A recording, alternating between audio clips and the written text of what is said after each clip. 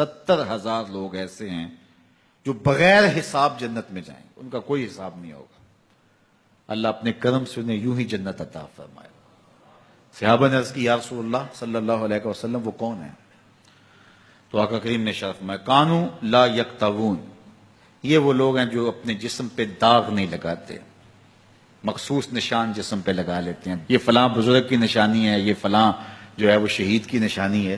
اللہ نے جب تمہیں سالم الاعضاء پیدا کیا ہے تو اپنے بدن کو تم کیوں نشانی؟ اس نے ساری نشانیاں لگائی ہیں، اس کی نشانیاں اتنی پکی ہیں کہ اس نشانیوں میں فرق بھی نہیں لگتا نا۔ یہ تمہارے انگوٹھے کی نشانی ہے، 6 ارب انسانوں کو لے آؤ اور نشان انگوٹھا لے آؤ، کسی ایک کا بھی نہیں ملے گا۔ یہ نشانی تمہارے رب نے لگائی ہے۔ جیسی صورت تمہاری ہے ایسی صورت کسی اور کی نہیں بنائی، تمہیں منفرد بنایا اس میں۔ پوری کائنات میں سارے لوگ تمہارے جیسے ہیں لیکن تم پھر بھی الگ دکھائی دیتے ہو۔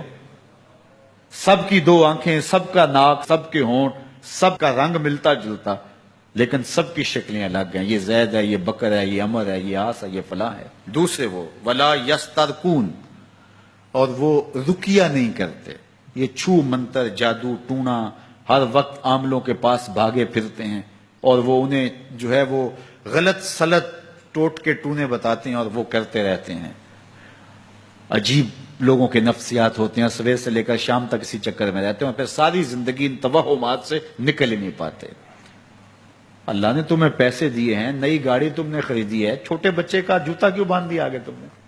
جوتا باندھنے سے اگر یہ ایکسیڈنٹ سے، حادثے سے گاڑی بچ سکتی ہوتی ہے تو پھر پاکستان کے جتنے PIA کے جہاز ہیں سب پر باندھ دینا چاہیے، سب پہ جوتے لٹکے ہوئے ہوں۔ عجیب تم نے فلسفہ تراشا، کسی نے جو ہے وہ کالی رنگ کی پٹی باندھ دی نیچے، اس سے اس کو نظر نہیں لگے گی۔ گھوڑے کے پاؤں کے نیچے جو کھری لگی ہوئی ہوتی ہے کچھ لوگوں نے اپنے گھروں میں وہ باندھی ہوئی ہوتی ہیں کہ اس سے ہمارے گھر کے اندر کوئی مصیبت نہیں آئے گی، کوئی تکلیف نہیں آئے گی۔ کسی نے ہنڈیا اپنے گھر کے اوپر الٹی رکھی ہوئی ہوتی ہے، یہ ہنڈیا بچا لے گی۔ اور میاں ہنڈیا کیا بچائے گی تجھے؟ اللہ کے قہر سے کچھ نہیں بچا سکتا۔ جب تمہارے اوپر کوئی مصیبت نازل ہونی ہے تو کچھ نہیں بچا سکتا۔ اگر بچنا چاہتے ہو تو پھر اللہ سے استغفار کرو، اللہ تعالیٰ کی تسبیح کرو، اللہ کی تحلیل کرو، میرے حضور پہ درود پڑھو، پھر دیکھنا کہ مصیبتیں ٹلتی ہیں یا نہیں ٹلتی ہیں۔ تو یہ خام خواہ کے رکیے اور یہ عامل لوگ جو ہیں ان کا تو کام یہی ہے، ان کا کام چلتا ہے لوگ ذوف الاعتقادی میں مبتلا رہیں اور یہ کہہ دیتے ہیں کہ آپ کے خاندان میں ایک منحوس عورت ہے، یہ اس کا کیا ہوا ہے، تو کوئی نہ کوئی منحوس تو پہلے ہی انہوں نے طے کر رکھی ہوتی ہے، فوراً ذہن وہاں جا کلک ہو جاتا ہے۔ اس کا نون سے نام شروع ہوتا ہے، اس کا کاف سے نام شروع ہوتا ہے، اس کا جیم سے نام شروع ہوتا ہے، تو پورے خاندان میں کسی کا نام کاف نون یا جیم سے تو شروع ہوتا ہی ہوگا، یا دوستوں میں، تو فوراً ذہن جو ہے ادھر منتقل ہو گیا۔ اب یہ بابا جی نے بتا دیا ہے، ہاں اس نے یہ بات کی تھی، کچھ باتیں یاد آنے لگیں، اس کاف سے شروع ہونے والے نام کے ساتھ نفرت پیدا ہو گئی۔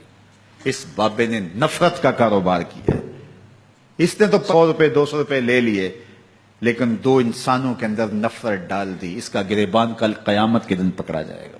ان ملنگوں کے پاس، ان ذوف الاعتقادی کو پھیلانے والوں کے پاس کبھی نہ جاؤ۔ تمہیں مصیبت پڑی ہے، تمہیں لگ رہا ہے کہ شاید میرے اوپر جادو ہے، تو پڑھو نا سورہ بقرہ، جادو جڑ سے اکھڑ جائے گا۔ 40 دن اپنے گھر میں سورہ بقرہ پڑھو، برکت ہوگی۔ کہتے ہیں مولوی صاحب 40 دن تو نہیں پڑھی جا سکتی، 2.5 پارے، ہمیں کوئی تعویذ ہی کر دیں۔ ہم شارٹ کٹ چاہتے ہیں نا، روزانہ صبح 2.5 پارے سورہ بقرہ پڑھے، یہ تو ہم سے نہیں پڑھی جائے گی، تو آپ کوئی تعویذ ہی لکھ دیں۔ کاروبار میں برکت نہیں، میں کہتا ہوں پڑھو نا سورہ واقعہ، 3 رکوع ہیں، برکت ہوگی۔ ہم کہتے ہیں ہمیں تعویذ ملنا چاہیے، بس وہ ہم گلے میں رکھ دیں، بٹوے میں رکھ لیں، پرس میں رکھ لیں اور ہمارا کام ہو جائے، ہمیں کچھ بھی نہ پڑھنا پڑے، ہمیں وضو تک نہ کرنا پڑے، نماز نہ پڑھنی پڑے اور برکت ہو جائے۔ ایسے برکت تو نہیں آتی۔